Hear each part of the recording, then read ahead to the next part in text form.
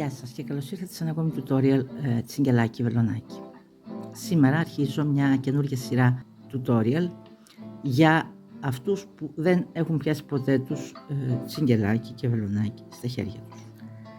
Θα είναι μια σειρά από tutorial, must know θα τα ονομάσω, θα πρέπει να γνωρίζουμε και στα οποία θα κάνω καινούργια βίντεο σχετικά με το πώς αρχίζουμε και τις βασικές πλέξεις.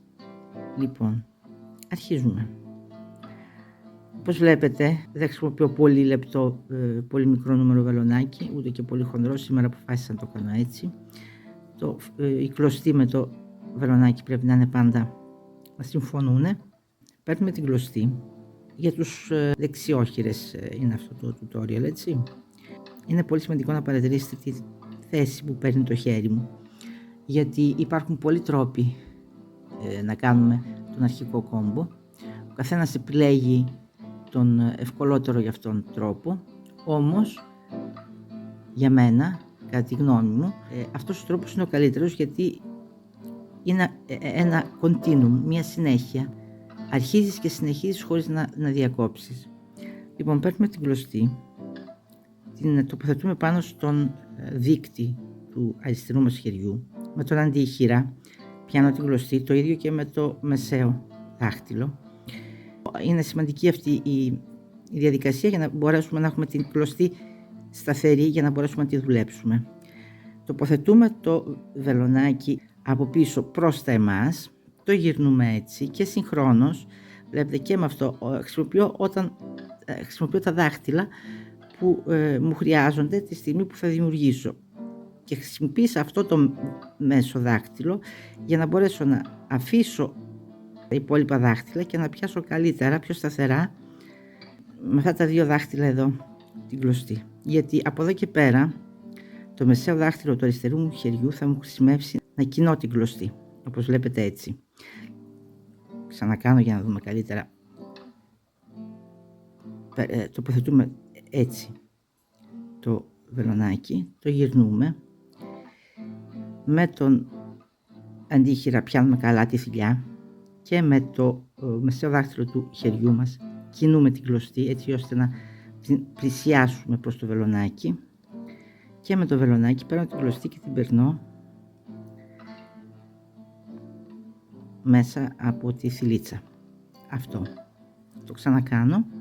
Είναι θέμα εξάσκησης. Λοιπόν, η κλωστή, το κοντό μέρος της κλωστής, η κοντή άκρη της κλωστής προς τα εμένα, πάνω στο δάχτυλο, το αφήνω επίσης με το μεσαίο και με τον αντίχειρα κρατώ την κλωστή, τοποθετώ από την εξωτερική πλευρά προς την εσωτερική, προς τα εμένα δηλαδή το βελονάκι, το γυρίζω, κρατώ λίγο, πλησιάζω, πιάνω καλύτερα με τον αντίχειρα εδώ τη θηλιά, με το μεσαίο δάχτυλο του αριστερού μου χεριού πλησιάζω την κλωστή και την παίρνω μέσα από αυτή τη θηλίτσα που έχω δημιουργήσει. Ξανά η κλωστή, το κοντό μέρος της κλωστής από εδώ, πάνω στον δείκτη του αριστερού μου χεριού, με τα δάχτυλα να βοηθώ να κρατιέται καλά σταθερή κλωστή. Από την εξωτερική μεριά προς την εσωτερική περνώ το βελονάκι, το γυρίζω, πιάνω καλύτερα με τον αντίχειρα τη θηλιά μου και παίρνω την κλωστή από κάτω και την περνώ μέσα από αυτή τη θηλίτσα. Το κάνουμε ακόμη μια φορά, μήπως και... Λοιπόν, η κλωστή κατά αυτόν τον τρόπο, η κοντή άκρη προς τα εδώ, πάνω στον δείκτη του αριστερού μου χεριού, με τον αντίχειρα κρατώ την κλωστή, το ίδιο και με τον μεσαίο δάχτυλο του αριστερού μου χεριού, σηκώνω ελαφριά την κλωστή για να μου είναι πιο εύκολο, περνώ από την εξωτερική μεριά προς την εσωτερική το βελονάκι, το γυρίζω, πλησιάζω, πιάνω καλύτερα τη θηλιά για να μην μου φύγει και με το βελονάκι παίρνω την κλωστή και την περνάω. και έγινε η θηλίτσα μας. Αυτή η πρώτη μας θηλιά μπορεί πολλές φορές να μας χρειαστεί στο μέτρημα, γιατί όπως βλέπετε είναι μια αλυσιδίτσα σχεδόν, ορισμένες φορές. Λοιπόν, τώρα αρχίζουμε να κάνουμε την αλυσιδίτσα μας. Η αλυσιδίτσα είναι το ίδιο πράγμα, από τη στιγμή που κάναμε τον αρχικό μας κόμπο, η αλυσιδίτσα είναι το πιο εύκολο. Πάντα κρατώ με τον αντίχειρα το σημείο στο οποίο είναι η θηλιά στην οποία δουλεύω και με το μεσαίο δάχτυλο του χεριού μου κινώ την κλωστή, την πλησιάζω στο βελονάκι, την πιάνω με το βελονάκι και την φέρνω μπροστά. Περνώ λοιπόν το βελονάκι κάτω από την κλωστή, την πιάνω και την περνώ μετά μέσα από τη θηλίτσα. Στο μεταξύ ο αντιχειράς μου είναι πάνω ακριβώς στη θηλιά, πάντα στη θηλιά που δουλεύω.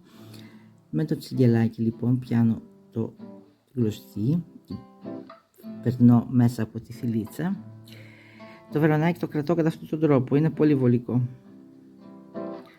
Όπως όταν γράφουμε, είναι πολύ βολικό. Και περνώ κάτω από την κλωστή, βλέπετε με το μεσαίο δάχτυλο μετακινώ την κλωστή κάτω από για να βοηθήσω το τσιγκελάκι μου και περνώ την κλωστή ξανά. Τσιγκελάκι κάτω από την κλωστή, το πιάνω και το περνώ μέσα από τη θηλίτσα. Ξανά το τσιγκελάκι μέσα από την κλωστή και το περνώ μέσα από τη θηλίτσα.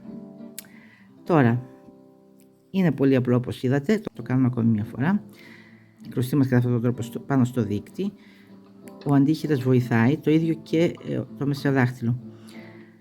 Περνούμε το τσιγκελάκι από την εξωτερική πλευρά προς την εσωτερική, προς τα μας δηλαδή, και με τα δάχτυλα βοηθιέμαι για να πιάσω τη θηλίτσα μου να μην μου φύγει. Και το μεσαίο δάχτυλο του χεριού βοηθάει για να φέρει την κλωστή προς το τσιγκελάκι, έτσι ώστε να την πάρω και να την δουλέψω.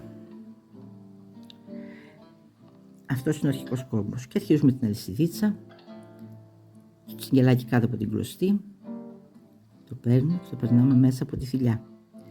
Το τσιγκελάκι κάτω από την κλωστή, το παίρνουμε και το περνάμε μέσα από τη θηλιά.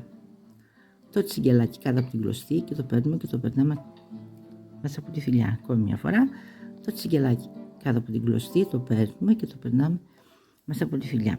Αυτό είναι πολύ απλό. Ελπίζω να σας έχω φανεί χρήσιμη και αυτή τη φορά. Και ως την επόμενη, να είστε πάντα καλά. Γεια σας.